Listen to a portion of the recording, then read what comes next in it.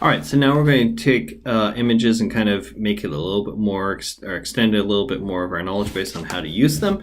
Again, the most common way of using an image is just put it in HTML as an image IMG element. But there's other things that we can use, like the image map, the favorites icon, which I absolutely love doing.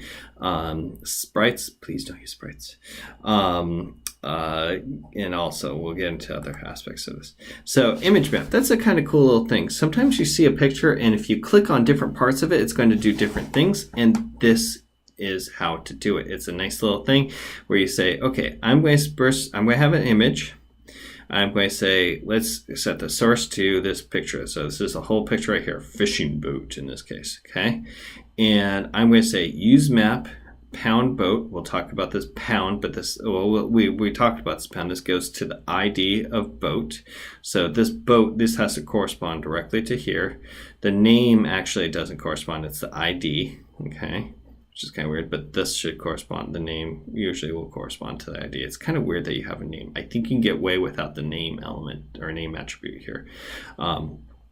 But the alternative here, your door country, that's, you know, normal alt stuff, the width and height again.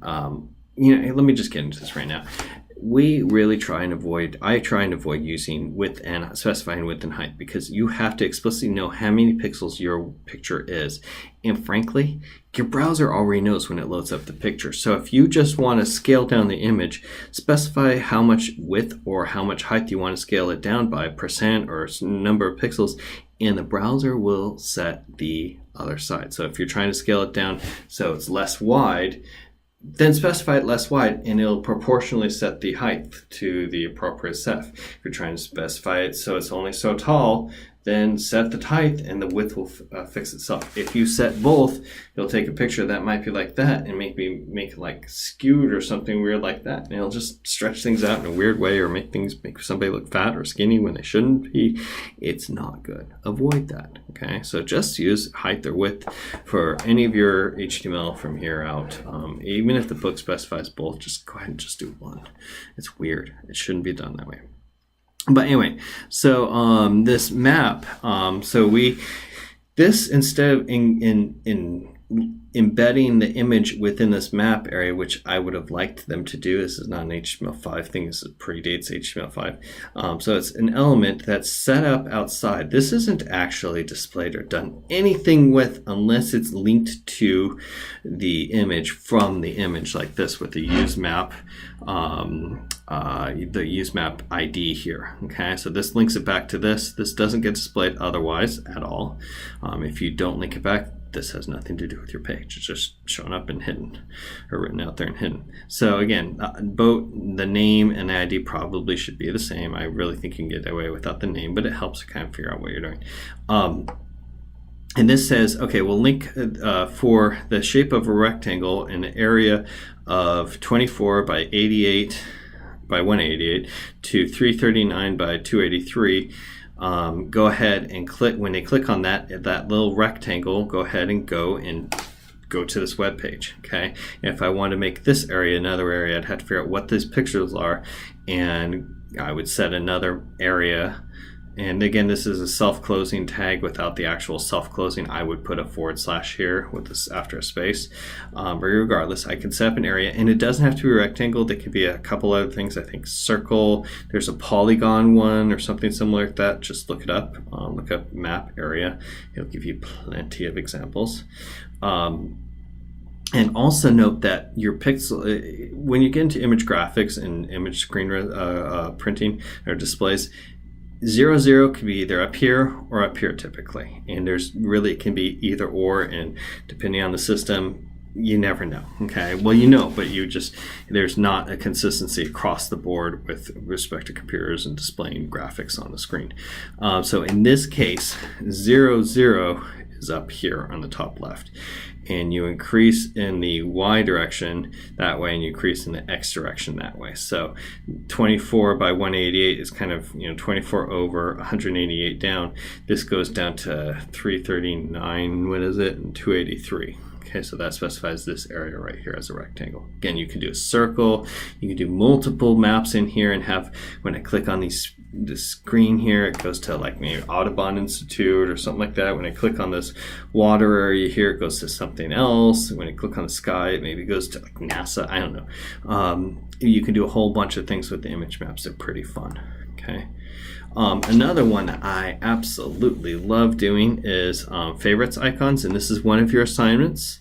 It's very explicitly described how to do this. I'll probably try and make a video at some point about how to do this as well, but it's a really cool thing. So when you look at a web page, they have, depending on your browser, they have usually they have a default icon right here, an image, and it's kind of a boring, it might be a G for Google or IE or whatever for Internet Explorer, but you can change that, okay? And you can take an icon, convert it, or picture, convert it to an icon, and in the head area, you just put this text, put this link, rel equals icon. Now this doesn't put a link as such, this links a resource to your HTML. It doesn't actually say, hey, click on this and it goes to this link. That's what a href is used for.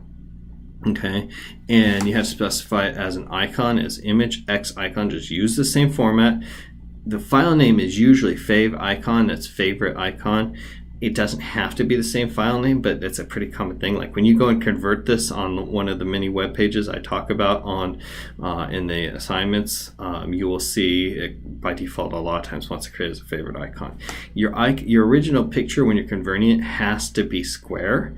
It has to be a certain dimension typically. So you might have to play with your image editor. Some image editors can save icon files. Some of them can't. Most of them can't. And you can just go online and use a converter and it works pretty well. You can make your own picture as an icon and use it for your web page. It's pretty fun to do. The sky's the limit. And it doesn't always, it's not the most intuitive thing always, but it's pretty slick. You can, you know, it's not all browsers display it the same way. Not all browsers really use it, but if they use it, it's a nice little feature for your web page. Don't use sprites. We'll talk a little bit about them, that you can have multiple graphics within a graphic, but it's weird and frankly, it's silly. And I'm going to spend time on that. When you create your graphics, you can use any of the applications. I already talked about this. GIMP is a good one. Photoshop is the best. Google Picasa is another one that's pretty good. You can start with a free site. I mean, your sky's the limit. You take a picture, you can scan a picture, just make sure you have permission to use whatever graphic you're using on your website. Kind of goes without saying, but there I go. There we did it. I did it. I said it. So make sure you have permission. Explicit or implicit, however it works, you know, just make sure you don't get into legal issues. When you have a picture that is used on multiple pages, use it on multiple pages. Your browser will go, and if multiple pages use that same little bullet for a picture, it won't have to reload it and download it each time. It saves a copy of it on everybody's computer. So, you know, a mobile device doesn't have to go, no, I need that file. Oh, I need that file. Oh, I need a file. It's like, oh, I already got that file. Okay, I can use that. Oh, I've already got that file. I can use that. That's a good thing. So try and reuse images whenever possible. Again, the balance between file size and image quality, that's extremely important. Those factor in, file size factors into load time. And again, the balance between file size and image quality consists of, the number of pixels, how big that actually picture is, the pixels per inch, which is kind of the quality. There's also another thing at FX quality, and that's the compression ratio. So there's really 3 levels of factors when doing image and we're image processing, and we're not going to talk too much about that because that is a class in and of itself, in all honesty. But I will come back to this. I will talk about this probably now and then. So just be aware of it. It is a good idea to specify at least one dimension so you know how big the image is. So if you plop something in, you change your image and it's a different dimensions, at least it won't look out of whack for your webpage. You won't change things around dramatically necessarily. Be aware of contrast and all that good stuff. Oh, going back now, again, I don't know why we bounce around so much, but going back to the border, we start out with border, and now we're going to almost end with border, come back to it. There's a fun thing you can do with borders, and I kind of like this. You can set the radius. So in this case, I set the radius to 15, which just means curve the corners at 15 pixels. And I believe it says, okay, well, if I'm 15 pixels in from here to here, that's going to be a little curve. And the browser handles all of this, but so it'll look different on different browsers potentially, but it's kind of a cool effect. You can do some weird things where you're rounding certain corners and you're not rounding other corners. This is a very strange, like it gives you a little kind of a, I don't know, a little thumb or something going around. It's just odd, but I wouldn't really do this, but you never know, this might be useful. You can do some fancy things with borders. This is kind of the only time I find that borders are really not objectionable, but again, they can be out of whack. So this is a border that is, so I'm sorry, this area up here, this image is, or this background here is put around a border, I believe, but that's not important.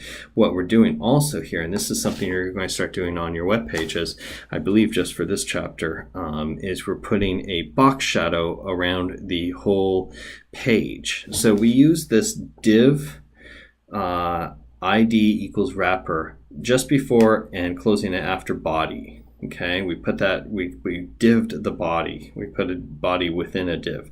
And we didn't specify, and I think we did this in a couple chapters back, and we didn't specify what wrapper does up until now. And all of a sudden, if we put this CSS in here and set the box, the wrapper as a box shadow of 5 pixels by 5 pixels by 5 pixels at 282, what that does is it says put kind of a little box, and I can't remember what the other 5 pixels does. I had to look it up.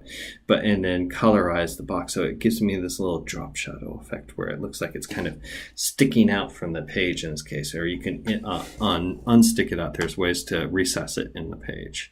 And that's the inset. So you will use this on your web pages. It's pretty cool. You'll see lots of examples of this. I like it a lot. Also back to images, opacity. I like this. This is cool, but you can get a little bit daunting and overwhelming and just distracting, to be honest. So be careful about this. But you can specify something in with different opacities. And this allows us to say it's a little bit kind of in this case, the H1 is a little bit see-through. Okay, so 0 is completely see-through and 1 is completely opaque, which is the default for anything. It blocks everything out. So if you didn't specify the opacity for the H1, it would just be white. Okay, but this, yeah, because this is white here, so it would just look white on top. But we can specify in this case 60%. And it is 60%. This might not work on every browser, but you can pretty much assume now that IE8 is available, so we really don't have to have this option here. We can skip this little weird thing.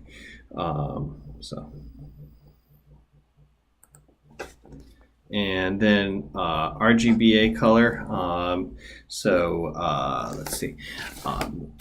We can specify also the alpha channel of an RGBA, which is the opacity. So this gives us, instead of just RGB, red, green, and blue, we can say, oh, let's make it 70 or 70% opaque. So in this case, this is, and it's by default 1. Okay, so an image or H1 in this case is by default just completely not see-through, and in this case I'm saying it, okay, well, let's say it to 0.7. Now this, again, since we're in CSS here, I don't specify it as well, I am specifying it as a color. I'm saying, and these should correspond. So this gives us kind of a double whammy. It's kind of like having Veranda, Helvetica, and sans serif right here, that it chooses from here and here and here. It gets more specific. So if it can't handle this, or if it can't handle this, it's going to default back to just white.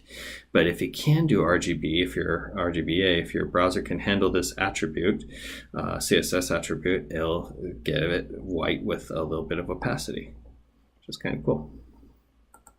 or transparency. There's another way of specifying, there's multiple ways of specifying color scheme, and you'll hear HSLA occasionally. I'm not going to have you remember this. There are ways to convert between HSLA and RGB.